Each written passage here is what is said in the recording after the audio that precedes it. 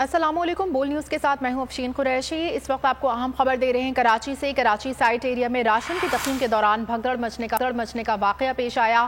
Factory انتظامیہ کے خلاف مقدمہ درج کر لیا گیا۔ 8 ملزمان پولیس کے مطابق گرفتار ہونے والوں میں فیکٹری مالک سمیت انتظامیہ کے اہلکار شامل ہیں۔ بھگدڑ مچنے سے بچوں سمیت 12 افراد جاں بحق اور متعدد زخمی ہوئے تھے۔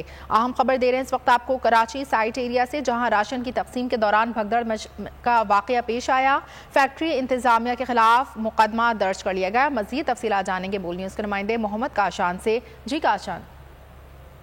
جی بالکل، دیکھیں سائٹ ایریا میں زکوٰۃ کی تقسیم کے دوران بھگدڑ مچنے کا معاملہ ہے۔ فیکٹری مالک سمیت انتظامیہ کے 8 افراد کو گرفتار کر لیا گیا ہے۔ ایس ایس پی چماڑی فدا حسین جانوری کی جانب سے بتایا گیا سائٹ ایریا سمیت چرنگی کے قریب ایس کے ڈائننگ نامی کمپنی میں زکوٰۃ کی مد میں رقم تقسیم کی جا رہی تھی۔ اس دوران بھگدڑ مچنے سے 8 خواتین اور 3 بچے ہلاک ہیں، جبکہ 9 خواتین اس واقعے میں زخمی ہو گئی ہیں۔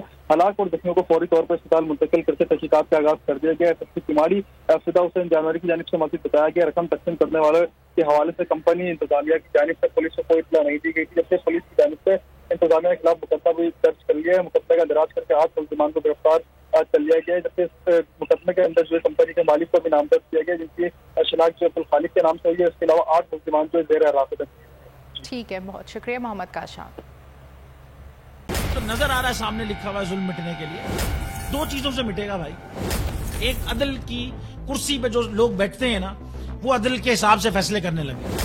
دوسرا قوم نکل کھڑی ہو ظلم کے خلاف، تو ظلم ختم ہو جائے گا، یا ان دونوں میں سے کوئی ایک چیز ہو جائے یا دونوں ہو جائے۔ اگر 420 کا مقدمہ تھا، اس وقت عدلیہ میں جو لوگ بیٹھے ہوئے کیس دیکھ رہے تھے وہ پوچھتے نا یار چیٹ ہوا کون ہے؟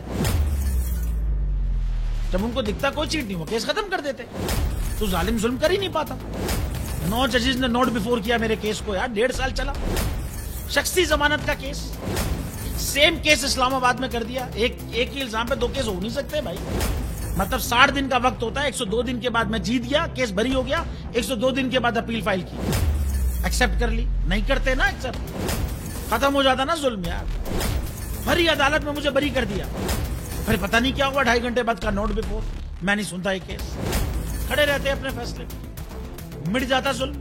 اللہ تعالیٰ نے بٹھایا ان کرسیوں پہ ان کو یار، یہ اللہ تعالیٰ کی طرف سے فیصلے کرنے ہیں۔ تو یا تو یہ فیصلے آئیں گے، ظلم مٹ جائے گا، یا قوم کھڑی ہو جائے گی ظلم کے خلاف۔